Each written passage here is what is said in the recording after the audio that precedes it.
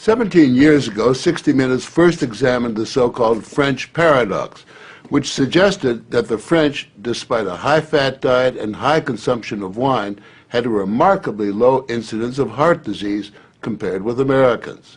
Most researchers agreed that there was something in the wine that offered protection. And a few years later, even the highly cautious federal dietary guidelines say that moderate consumption of red wine can be beneficial. Now, scientists across the country have identified a substance in red wine called Resveratrol that they believe might do more than just protect the heart, but could, in very high concentrations, significantly extend life by preventing a number of age-related illnesses. If they're right, we all may soon be taking a pill that could give us an extra decade or two of healthy old age. If the promise holds true, I think this has the chance to change healthcare. Dr. Christoph Westphal says we all may soon be taking a drug that just might beat the clock, a simple pill that could delay the inevitable. Our goal is to prevent and forestall many of the diseases that strike us as we reach 50, 60, and 70, all with one pill. What you're suggesting is that it's some kind of rejuvenation drug that turns a 70-year-old into a 35-year-old. That might be pretty hard to do, but I think if we're on a train heading one direction, we can slow down that train. I think we can slow down these genes that control the aging process.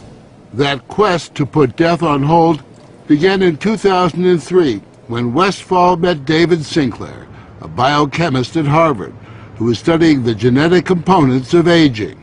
5 years ago, I met David, and he had shown that you could extend lifespan in yeast. That's pretty exciting. Now, if you happen to be a yeast, it's very exciting. Yeasts are one thing, human beings are more complicated. So Sinclair focused on a gene present in almost all life forms, the sirtuin gene. It's normally inactive, but when it is active, Sinclair believes it triggers a survival mechanism that extends life. Convinced that something in nature could activate that gene, Sinclair randomly tested thousands of compounds. And bingo, he got a hit, Resveratrol. When I Googled this Resveratrol, I was shocked to find that red wine was the top hit. Red wine is brimming with Resveratrol. It's found in high concentration in the skin of the grape and seems to play a role in protecting it from invading bacteria and fungi. Were you aware of the research into red wine that it offered certain health benefits? Oh, sure. I mean, that's why I almost fell off my chair when the link was made, and I thought that this was a potential explanation for the benefits of red wine. Convinced they were on the verge of a major scientific breakthrough, Sinclair and Westphal launched Certris, a Cambridge, Massachusetts research company. They, along with a handful of other cutting-edge biotech companies, are developing resveratrol-based drugs that they believe zero in on the longevity gene. The important news here is not that we found something in red wine. The important thing is that we passed a milestone where we can now make drugs based on this knowledge and potentially slow down aging itself. Everyone from plastic surgeons to your friendly snake oil salesman have been promising a ticket to eternal youth for some time. So the prospect of a prescription pill based on red wine that could trigger a longevity gene sounds too good to be true. And yet, scientists have actually known for years of one surefire way of doing that. Stay hungry. Eating a lot of food turns that off.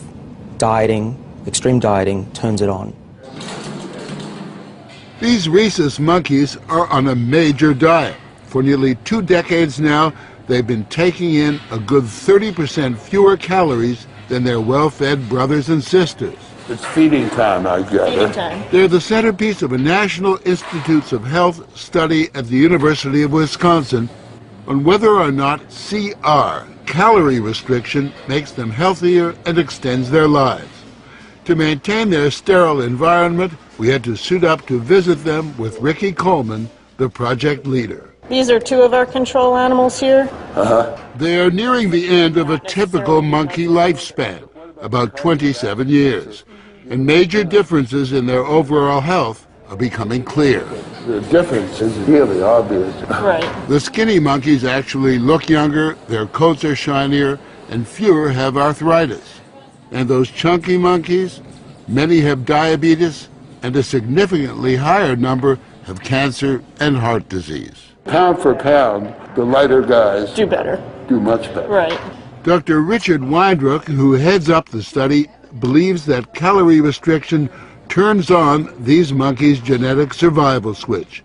A hungry life seems to lead to a longer life.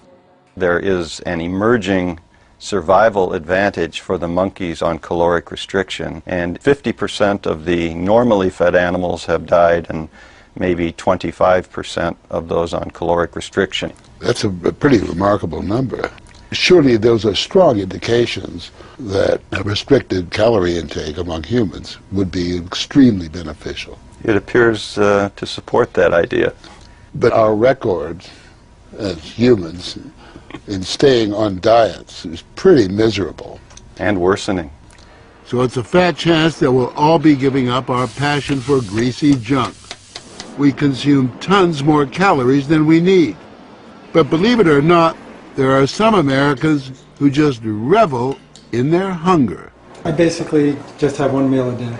Meet the Skinnies, members of CRS, the Calorie Restriction Society, a group that's been severely restricting their calories for years now. They're also part of a Washington University study to see if humans mimic the monkeys. Does this kind of self-denial make them live longer, healthier lives? We joined them for what they call happy hour. So this is in the spirit of a Bloody Mary. Though you might regard it as an unhappy hour, a cocktail of low-calorie soup for starters, and walnuts and baby food, green bean puree on flour-free bread to top off this feast fit for a flea.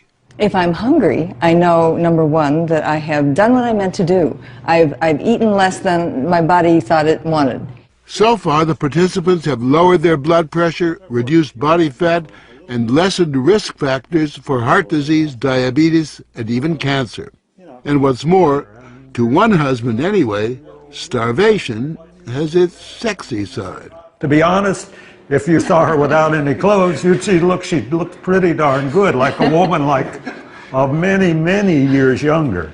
Their emissaries travel the world, spreading the faith and the word. Hunger turns on the survival gene. I would like to live to be 100.